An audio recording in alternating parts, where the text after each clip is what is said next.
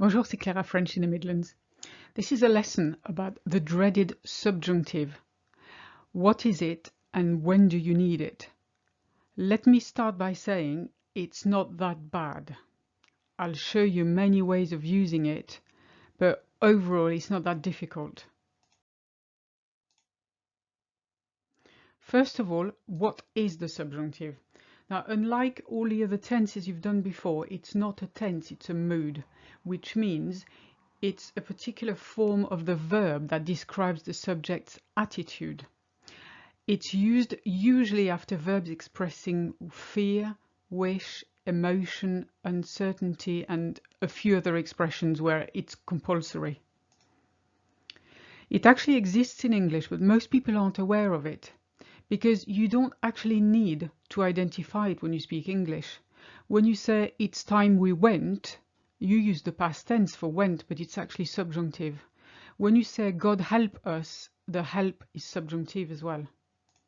The way to form the subjunctive is to take the verb in the present participle. For instance, the verb partir, the present participle is partant with an ANT on the end. You remove the ANT and you add the subjunctive endings, and those endings are really not difficult, as I'll show you in a minute. First of all, what we're going to deal with here is the present of the subjunctive, because you have a subjunctive for the past as well, but it's not used that much. So for purposes of spoken French, I want you to concentrate on this one, because unless you read books, you won't need the other one. First of all, as usual, we'll split it between regular and irregular verbs. So for regular verbs, it's really straightforward. As we said before, you've got manger, which is your verb. If you remember the terminology we used before, mang is your stem, er is your ending. Now when you say eating, in French it's en mangeant, and you've got that ant on the end, so you take that off and you stick, for je, you stick an i on the end, je mange. So here it's the same as the present tense. On mange, same as the present tense. Tu manges, same as the present tense. Vous mangiez, this time it's not, it's the same as the imperfect tense, if you remember that one. We used to eat, it's the same as that one. And il mange, ent, same as the present tense. So as I said before, it's really not so bad, especially for ER verbs, which are really easy overall. It works in exactly the same way for IR and RE verbs, but it sounds different from the present tense, because here sortir, which is sortant in the past participle, will become je sorte and vous sortiez. Descendre, remove the RE, add ANT, remove ANT, je descende, vous descendiez. So you hear je sorte and je descende, you hear the last t and de. Now for irregular verbs, as usual, I explained before, irregular verbs don't follow a set pattern, they go a bit wild, and the best way is to just learn them. But although we do use the subjunctive a lot in French, it's not for a wide range of verbs, and it's always going to be the same ones. So I've put here the main ones you need to learn. You almost don't need the others. Avoir becomes j'ai with an i, or vous ayez, not vous avez. Okay, so that's why it's different from the present. But of course, when you say j'ai, whether there's an i or not, it doesn't matter, it's still the same sound. Faire, to do or to make, becomes je fasse and vous fassiez, so quite different that one. Prendre, to take, becomes je prenne or vous preniez. Okay, this one's a bit temperamental. Aller, to go, is j'aille or vous alliez. Be very careful with those two, because j'aille, you've got I-double-L, which makes ye, and vous alliez, the I is not before the double L, so it goes back to the sound L.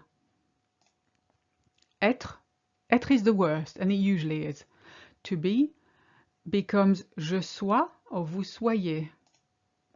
Pouvoir can becomes je puisse or vous puissiez. Venir, to come, becomes je vienne or vous veniez. Now let's get down to using the subjunctive. As I said, it's used after verb expressing a wish. For instance, if you say in English, I want you to tell me everything, in French it becomes I want that you tell me everything, hence the need for the subjunctive. In French, it's je veux que tu me dises tout. Then we've got verbs expressing fear. I'm afraid she won't be able to come. J'ai peur qu'elle ne puisse pas venir, because in French we say I'm afraid that she won't be able to come. I'm afraid that she can't come. Of course, as usual, in speech we skip the ne, remember that. And then verbs expressing emotion. Mes parents sont contents que tu sois là. My parents are happy that you are here. Then we've got verbs expressing uncertainty, like il est possible qu'elle vienne demain. She might come tomorrow, or as we say in French, it's possible she comes tomorrow. You remember me saying that she may or she might is elle va peut-être. That's your alternative. If you don't want to use the subjunctive, use that one. But il est possible que makes it even more uncertain. And the thing to remember is it is used usually after expressions with que. The most widely used is il faut que, and that's the one I want you to remember. If you can't remember anything else from this lesson, remember il faut que. We learned before il faut plus infinitive, il faut manger, il faut aller chez le dentiste, il faut aller travailler, etc. Il faut que is way more specific because it tells you who has got to do the action. If you say il faut aller chez le dentiste, it means I have to go, you have to go, they have to go. It's very vague. It's an indirect way of giving an order, if you like. Il faut que is a direct order. And literally it translates as it is necessary that. So, il faut que je finisse mon rapport aujourd'hui means I have to finish my report today. In other words, it is necessary that I finish my report today. It's also after pour que, as we explained in the pour que video. J'ai mis les clés dans la poche de ta veste pour que tu ne les oublies pas. I put the keys in your jacket pocket so that you don't leave them behind. Then we've got avant que. So the example I chose is on partira avant que le jour se lève. We'll leave before daylight. Or as we say in French, we will leave before the day rises, which is quite poetic. Then you've got bien que, another one.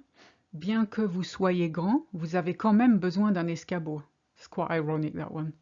Even though you are tall, you still need a step ladder. And then, of course, I gave you a little list. It's not an exhaustive list, but it's probably what you will use most of the time, of expressions that will be followed by the subjunctive. Il vaut mieux que, which is it's better to. Il est important que, it's important that. Il est dommage que, it's a shame that. Il est impossible que, it's impossible that. Il n'est pas sûr que, it's not sure that.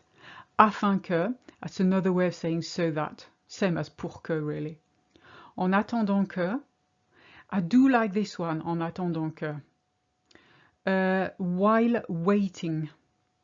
While I'm waiting for you to do this. While I'm waiting for you to come back. En attendant que tu reviennes. We do like using that one. Jusqu'à ce que, until.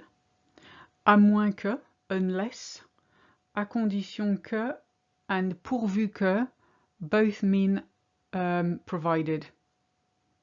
And that's the main ones I say you'll probably ever need. You will never use all of them, I don't think. But if you come across them in a book or a text, you'll know what they are. And that's it for today. I hope it wasn't too bad. Please give me a like if you've enjoyed this video and subscribe if you're not already a member. and I'll see you in the next one. À bientôt!